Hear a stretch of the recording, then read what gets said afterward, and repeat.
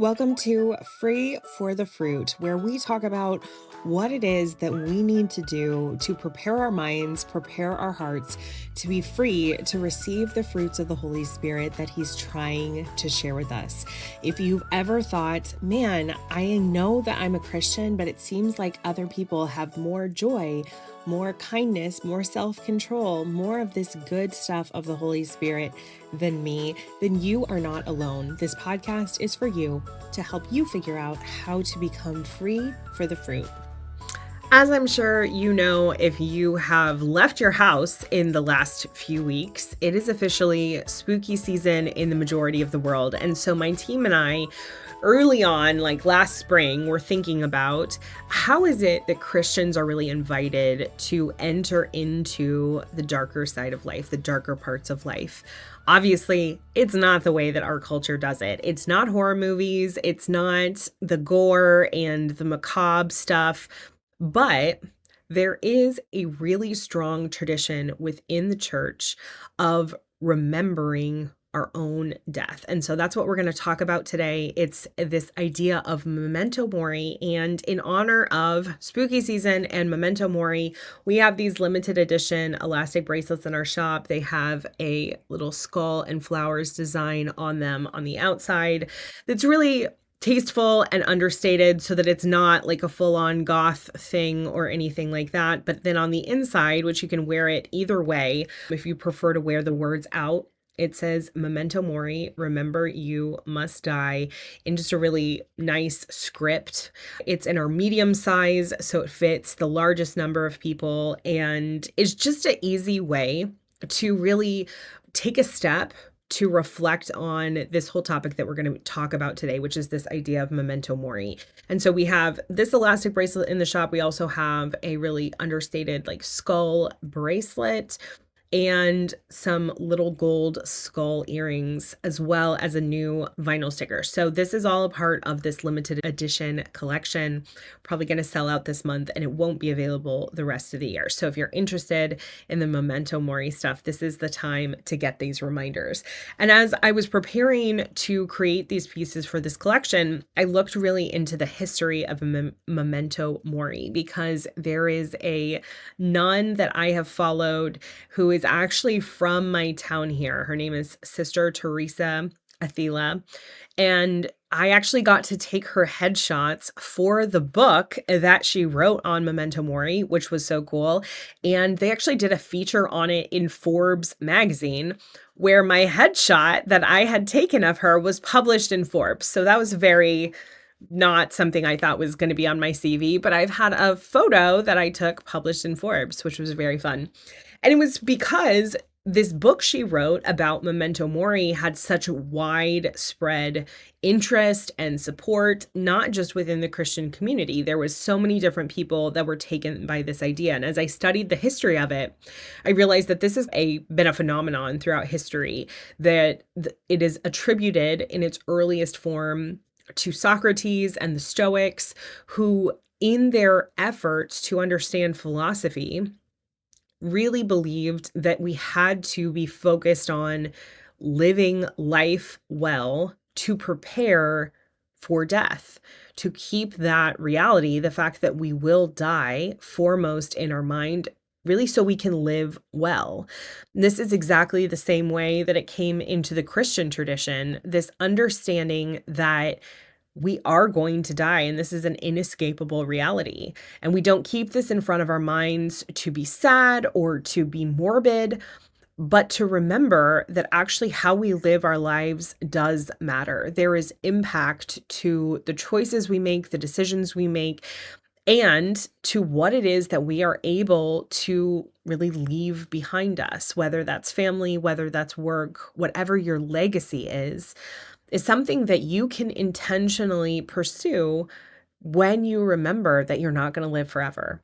I love the story of Memento Mori within the Roman Empire, which kind of surprised me that such a godless society had a really strong concept of this as well. But there was this anecdotal story that when there was a big military campaign, a big military success, and the general would come back into the city, there would be these huge parades and processions in their honor to really worship them, essentially, for the victory that they had won. And so they would ride on this chariot in this procession and receive all this praise and honor and accolades and stuff like that. But there was a slave that would ride on the chariot with the general, and they were whispering to them, "Look behind you. Remember you are mortal. You will die." And this whole idea was to remind the general that this accolade wasn't going to last forever, that they were not going to really be immortal the way that it felt like they might be in that moment, that this was temporary.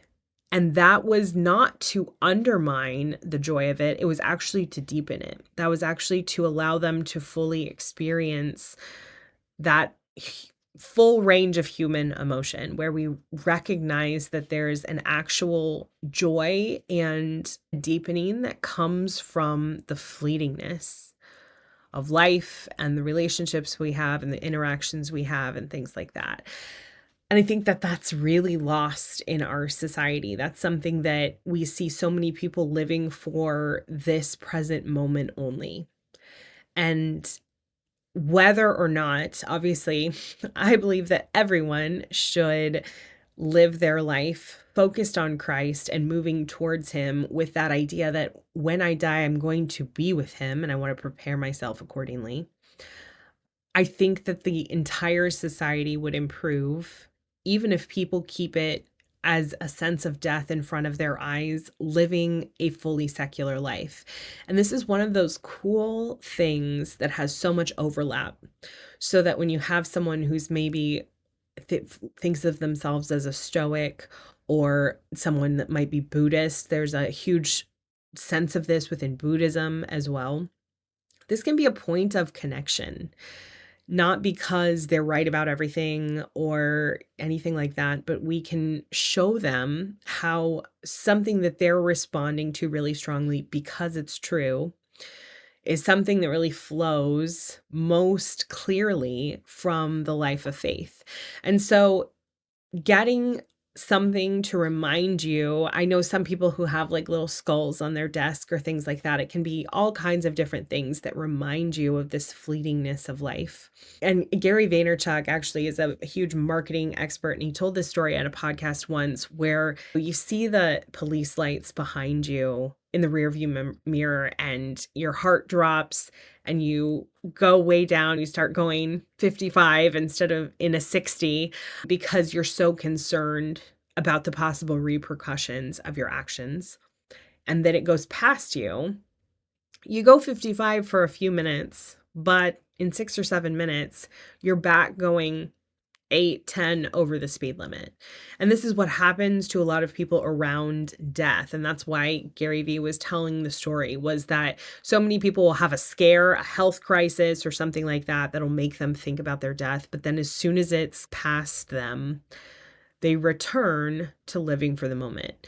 And so that is part of why having physical reminders is a helpful part of observing this idea of memento mori, so that you don't do that, so that you keep this ever present in front of your mind. And that's why it's something that's great to detach from any certain season or any certain time of the year and have this be a regular part of your spiritual practice and of your life, to recognize your own mortality and the fact that we as Christians know we were not created for this world. It is not our home, and we will not be here forever. But we will be somewhere forever. And we've got to start preparing our hearts and our souls for that now. That is so much of the urgency that comes from being aware that we will die, is that knowing we are also going to face our Creator and our Judge, and He is going to reflect with us on the life that we have chosen to live. And we're going to have to make an account of how we have used our time. And I don't know about you, but that to me is one of the things that draws my life into such sharp focus.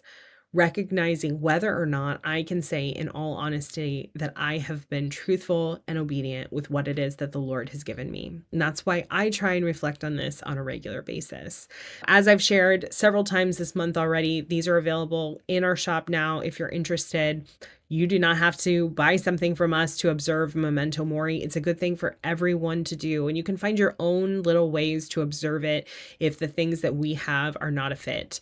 There's other things available online that you can check out if you're interested. But if you're interested in one of the things that we have, I invite you to visit pinksaltriot.com and learn more both about Memento Mori and the things that we have to help you remember that you will die.